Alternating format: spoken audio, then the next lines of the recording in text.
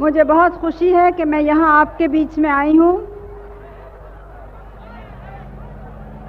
क्योंकि मुझे मालूम है कि आप लोग किस हिम्मत से इस सब कष्ट को और कठिनाई को सह रहे हैं। मुझे बहुत दुख हुआ सुन के कि यहाँ के पास राह में बहुत सी हिंसा हुई और लोगों के घर जला दिए गए। ये लोग कह रहे हैं कि हम ये चुनाव ज़बरदस्ती करा रहे हैं। हम तो शुरू से ही ये आंदोलन जो यहाँ आरंभ हुआ हमारी सरकार बनने के पहले हुआ। हम जैसे ही आए हमने चेष्टा की कि इसको कैसे लोगों को समझाएं और कैसे कोई समझौता करें, कोई रास्ता निकालें।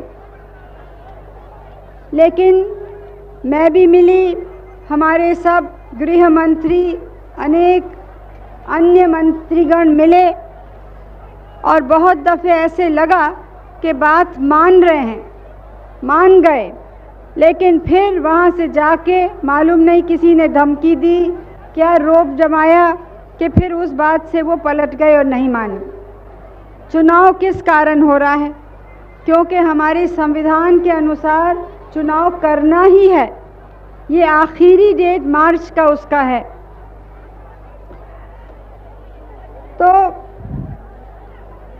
हमने कोशिश की कि अगर संविधान में संशोधन हो सके तो चुनाव 1 साल तक टल सकता है, स्थगित हो सकता है।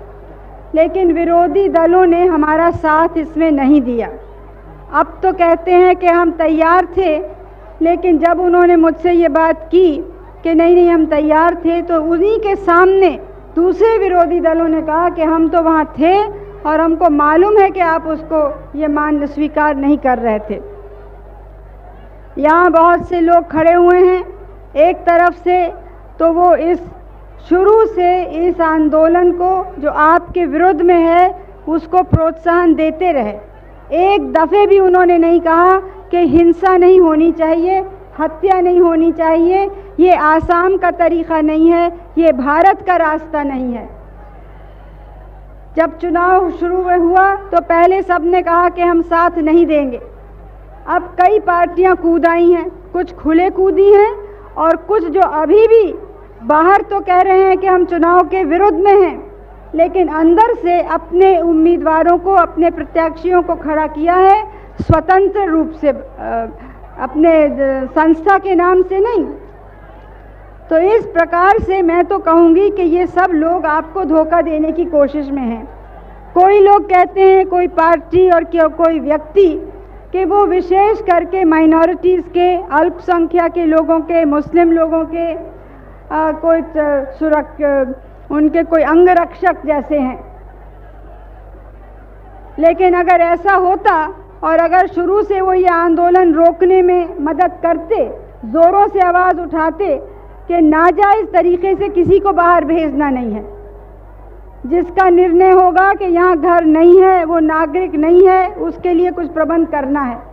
लेकिन जो यहाँ पहले से रह रहा है, जिसके बच्चों ने पहले भी वोट दिया है, उनको कैसे बाहर फेंक सकते हैं? लेकिन ये जो विरोधी दल के लोग हैं, आज कोई भी नारा आपके सामने उठाएं, किसी ने भी उस समय ये साथ नहीं दिया और किसी ने भी ये खुले नहीं कहा कि कोई भी मांग हो, कोई भी कष्ट हो, हिंसा से वो ठीक नहीं हो सकता है, धमकी से ठीक नहीं हो सकता है, लोगों को जान के मार के नहीं हो सकता है। केवल ये 3 साल में, इस साल की बात नहीं कर रही हूँ 83 की, इसके पहले के सालों में 190 लोगों की जान गई हैं। लेकिन ये जो आज हमारा विरोध कर रहे हैं, ये बहस कर रहे थे कि ये लड़के तो कोई हिंसा नहीं कर रहे हैं। आपने स्वयं देखा, आपका घर जलाया गया, कितने लोगों पे गोली चली। ये कोशिश है कि रेल में, दूसरे दफ्तर इत्यादि ये सब आग जलाए या कुछ ऐसे भंग करें। सरकारी काम नहीं चलेगा तो आपको और गरीबों की सहायता कैसे होगी? हमारा देश है जिसमें सब धर्म के लोग रहते हैं, हिंदू, मुस्लिम, सिख, क्रिश्चियन, बुद्ध, बौद्ध, जैन और अनेक धर्म, अनेक भाषाएं हैं, लेकिन सब लोग भारतीय नागरिक हैं और अमन और शांति से संग रहते हैं। जब तक संग रहेंगे तब तक हम सबकी शक्ति है, हमारी भी और आपकी भी और आसाम के लोगों की भी। और जो अलग अलग होंगे, छोटे छोटे प्रांत करने की कोशिश करेंगे तो वो ताकत नहीं रहती है और बाहर की धमकी से, बाहर के जोर से भारी हानि हो सकती है। ये संकट का समय है, आर्थिक संकट है, बाहर से धमकी है, लड़ाई का डर है, देश के भीतर देश के टुकड़े हों ऐसे भी कुछ लोग प्रयास कर रहे हैं। तो किस लिए? क्योंकि कुछ भारत के दुश्मन हैं, वो नहीं चाहते कि भारत शक्तिशाली हो और महान हो। शक्तिशाली और महान हम नहीं होंगे तो कोई प्रदेश, कोई कौम, कोई भाषा नहीं बढ़ सकती है। आसाम की और कचार की क्या मांग है? उसकी मांग है कि दरिद्रता हटे, आर्थिक पिछड़ापन हटे, लोगों के बीच में विकास के कार्यक्रम आरंभ हो, उन्नति हो, प्रगति हो। आप दूसरी चीज़ों में बहुत, सभ्यता में, संस्कृति में बहुत आगे हैं, लेकिन आर्थिक दृष्टिकोण से पिछड़े हैं। ये हमको बदलना है। जितना कार्य हिंदुस्तान, भारत में हुआ है, वो करीब करीब सब काम शुरू से आज़ादी की लड़ाई से लेके आज तक वो कांग्रेस ने किया है। आसाम में बड़े बड़े नेता हुए हैं जिन्होंने आज़ादी की लड़ाई में भाग लिया, विकास की लड़ाई में, और ऊंचे से ऊंचे ओहदे पे पहुंचे। गोपीनाथ बारदोलाई का नाम हर एक भारतीय बच्चा जानता है। फखरुद्दीन अली अहमद हमारे प्रेसिडेंट, राष्ट्रपति तक बने। जाकिर साहब तो आसाम के नहीं थे, लेकिन बहुत बड़े एक मुस्लिम विद्वान थे। वो हमारे बड़े मंत्री रहे और हमारे आज़ादी के आंदोलन के नेता रहे। और इस प्रकार से बहुत से नाम हैं जो ऊपर से ऊंचे के ऊंचे ओहदे तक हमारे अल्पसंख्या के लोग पहुंचे हैं।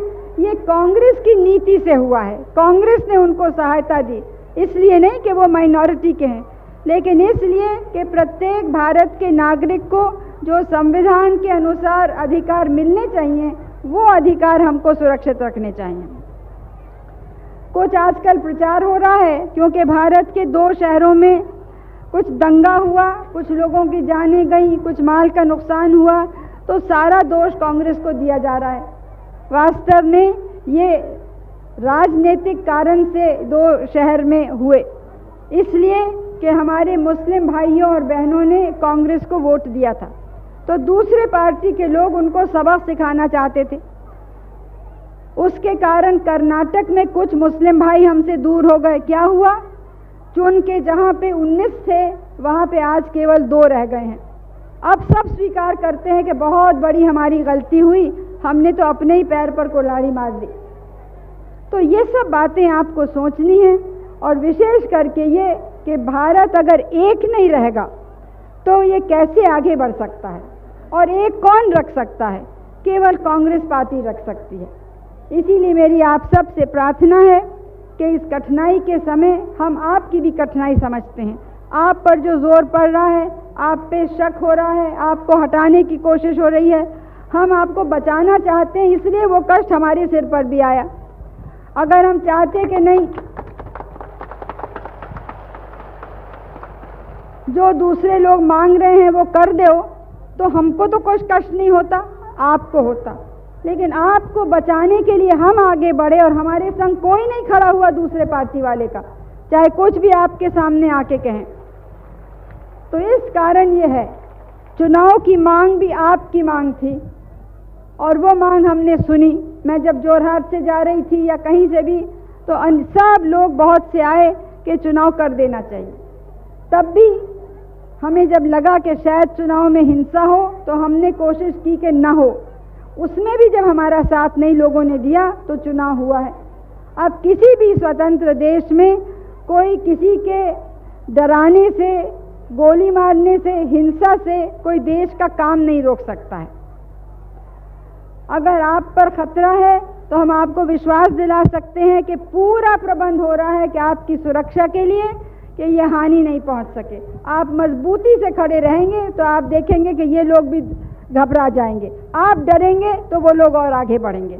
इसलिए आपको हिम्मत से इस वक्त वोट देने आना है, भारत की एकता के लिए, भारत की मजबूती के लिए, और जिसमें यहाँ के जितने लोग रहते हैं सब धर्म और भाषा के लोगों को बराबर का मौका मिले, और विशेष करके जो पिछड़े हुए इलाके हैं, काचार है, आसाम के कुछ दूसरे हिस्से हैं, उनकी प्रगति हो।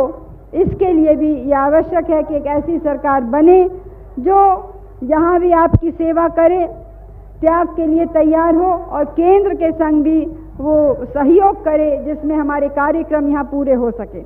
इन 3 वर्षों में भी हमने बहुत कोशिश की कि यहाँ उद्योग और दूसरे कार्यक्रम आएँ, लेकिन आंदोलन के कारण वो काम आगे बढ़ नहीं सके, क्योंकि यहाँ के बहुत से सरकारी कर्मचारियों ने भी वो बढ़ने नहीं दिए। तो ये सब दुख की बात है, मगर मुझे मालूम है कि ये होते हुए भी दूसरे कर्मचारी और अफसरान कितनी हिम्मत से काम कर रहे हैं, और आप लोग भी।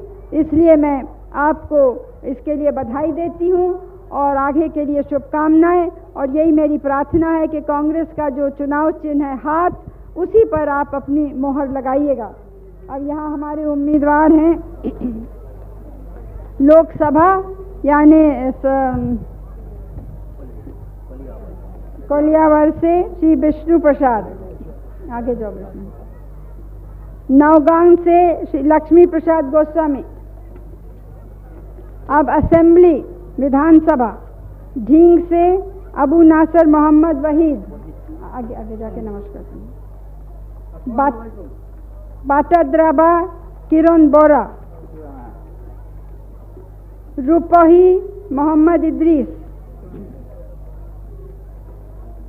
समगुरी देवेन बोरा, वो अभी इस वक्त नहीं है। कालियाबोर बालोराम नाग, लहारी घाट अब्दुल कासिम, मोरीगांव कालीराम देखा राजा, जागी रोड प्रसाद दोलय, रोहा लक्ष्मी प्रसाद हजारिका,